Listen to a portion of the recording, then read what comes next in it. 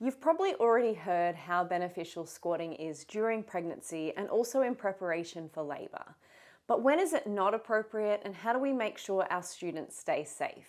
Let's explore today the why, how, and when for safe squatting during pregnancy, and whether you want this information for yourself or you're a yoga teacher looking to keep your students safe. I hope that this information is helpful for you. So one of the reasons squatting is so great during pregnancy and in preparation for birth is because it helps to open the pelvic inlet. In order for labour to progress smoothly, we want baby's head to engage into the pelvis. So in those later stages of pregnancy, as we squat down deep, these bones at the bottom of our pelvis draw together, which opens the inlet and creates space for baby's head to engage properly in the pelvis. Squatting during pregnancy also helps to strengthen all of these muscles that are needed during labour and birth. This is also a great position to bring awareness to the pelvic floor, particularly in your pregnancy yoga classes.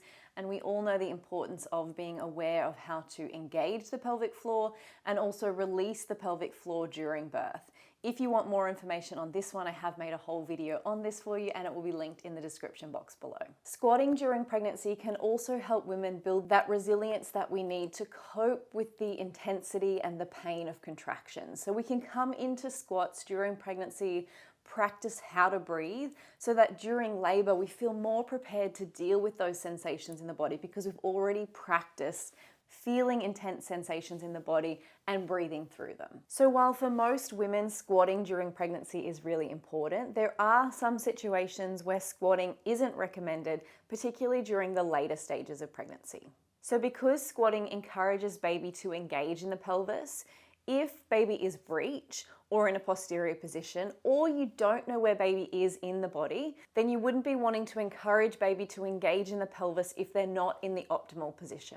So this means during the last 6 weeks of pregnancy, if you're not sure where baby is, or you know that baby isn't in the right position, you should be avoiding those deep squats. You'd also be avoiding squatting in pregnancy if you've got an incompetent cervix or you've had to have a cervical stitch, if you're experiencing preterm labor or premature dilation, if you're having any knee issues and it doesn't feel good in your body, if you're experiencing painful hemorrhoids, you can modify your squatting to make it less intense on the body. If your doctor has diagnosed you with placenta previa, you'd also be avoiding deep squatting. I have another class on placenta previa that will also be linked below. You'd also be avoiding squatting if you've got any hip instability. So if you've got SI pain or SPD pain, you'd want to avoid deep squatting because it opens the pelvis too much. And when you have these conditions, instead we want to bring the pelvis back together and strengthen those muscles that support. Those conditions are a sign that you've already got too much opening, so we'd want to be avoiding this. And then you'd also want to avoid squatting if it just doesn't feel good in your body. Now there's a difference between not feeling good because it's painful and uncomfortable and not feeling good and it's a challenge on the body and it's building those muscles.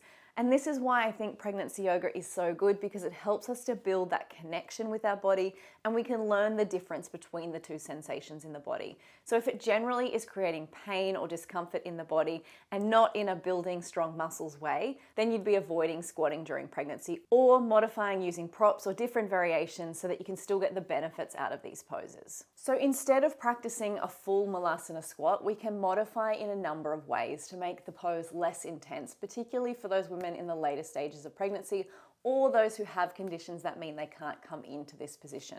So we can just come into a goddess squat instead. So bringing the feet apart, taking a seat down into the legs, tucking the tailbone under slightly, and then just staying here with either the hands on the legs or bringing the hands to the belly.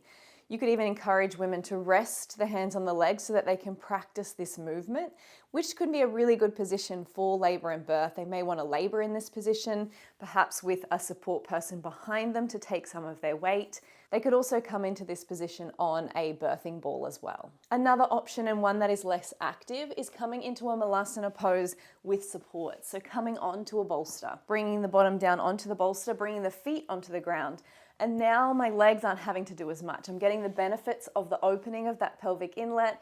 I'm getting an opening through the hips and pelvis, but my legs aren't having to do the work here. We can also take it to a half Malasana, reducing the intensity again, so only one leg and one side of the pelvis is opening and the other side is more relaxed. In my pregnancy yoga classes, this is a position where I like to bring awareness to the pelvic floor. It feels like a resting position that we can come to and really bring the awareness to this space in the body, practicing engaging and releasing. So another option for squatting during pregnancy and making this pose less intense is using a wall for support. So you can come into a chair squat, so bring the feet so that they're underneath the knees. Press the low back into the wall and then draw the shoulders back and down. And then it's up to you how low you go. You could come so that the thighs are parallel to the mat. And then just stay here, breathing, engaging through the inner thigh and feeling all the muscles around the pelvis engage as you stay in this position. This one is a really great option for women who are having any SI pain or SPD pain, that pelvic instability, because it's still nice and safe on their body and it's building that stability back in. And don't forget, you can use a humble chair to reduce the intensity of squatting and make it more accessible for women, even in those late stages of pregnancy. Again, coming to that goddess squat position, but this time the weight isn't in my feet and my legs aren't having to work so hard. This can be a really great position to labor in as well. And you could turn the chair around so that you can sit on the back and then you can lean the body forward. Squats are such a great position to birth in because they optimize gravity. We're using gravity to help draw baby down, and it also helps you to connect with that sense of downward moving energy, that Apana Vayu. Squatting during contractions is likely going to give you that sense of intensity because as we open the inlet, baby's head is going to be pressing on the cervix and baby's head is going to be helping your body to open. This can feel really intense though, so listen to your body. Your body knows the way. If it feels good to get in this position, then move into a squatting position and work with the breath to deal with the intensity of sensations. Whilst during pregnancy, you might practice most of your squatting unassisted, so that goddess squat or a malasana squat.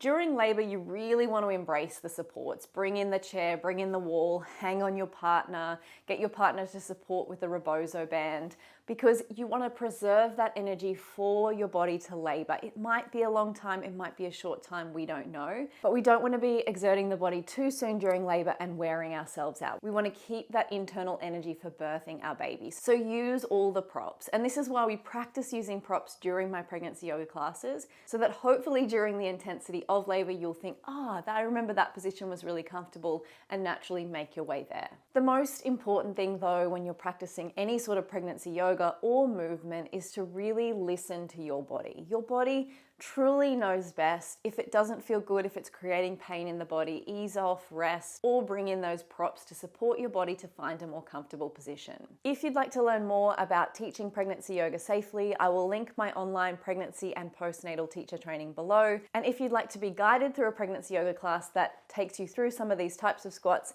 this is the video for you.